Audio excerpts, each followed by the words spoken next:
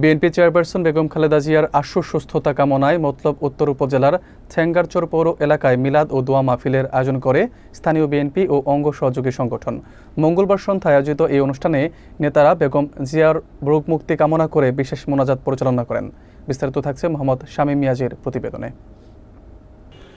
BNP chairperson ও সাবেক প্রধানমন্ত্রী বেগম খালেদা জিয়ার আশু সুস্থতা কামনায় মতলব উত্তর উপজেলার ছেঙ্গারচর পৌর ৮ নং ওয়ার্ড বিএনপি এবং অঙ্গ সহযোগী সংগঠনের উদ্যোগে মিলাদ ও দোয়ার আয়োজন করা হয়। গত মঙ্গলবার বাদ মাগরিব উত্তর ছেঙ্গারচর ভোট স্কুল সংলগ্ন মাঠে এই অনুষ্ঠানটি অনুষ্ঠিত হয়।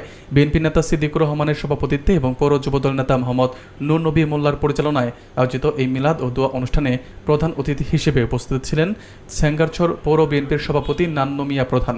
বিশেষ অতিথি হিসেবে বক্তব্য রাখেন ছেঙ্গারচর পৌর বিএনপির সাধারণ সম্পাদক জাহাঙ্গীর আলম প্রধান। এ সময় পৌর বিএনপির যুগ্ম সাধারণ সম্পাদক ফয়সাল রহমান ডালিম ও কাউসার খান, পৌর যুবদলের সদস্য সচিব আশরাফুল আলম সরকার ও যুগ্ম আহ্বায়ক ফেরদৌস খান, পৌর শ্রমিক দলের সভাপতি গুলাম রাব্বানী স্টার ও সাধারণ সম্পাদক মোহাম্মদ আখতারুজ্জামান, পৌর ছাত্রদলের আহ্বায়ক শাকিল খান ও সদস্য সচিব ফরহাদ হোসেন সহ আর অনেকে উপস্থিত ছিলেন। এ সময় দেশনেত্রী বেগম খালেদা জিয়ার সুস্থতা কামনা করে বিশেষ দোয়া মোনাজাত করা হয়। সুস্থ হয়ে আবার আমাদের মাঝে ফিরে আসতে পারে এবং এই দেশের নেতৃত্ব দিতে পারে।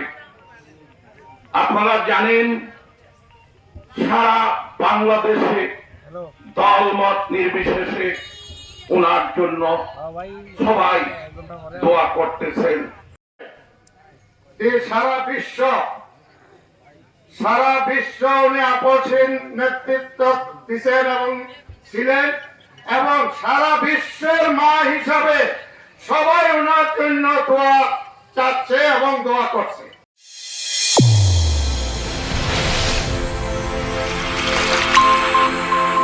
চ্যানেল A1 হৃদয়ের স্পন্দন।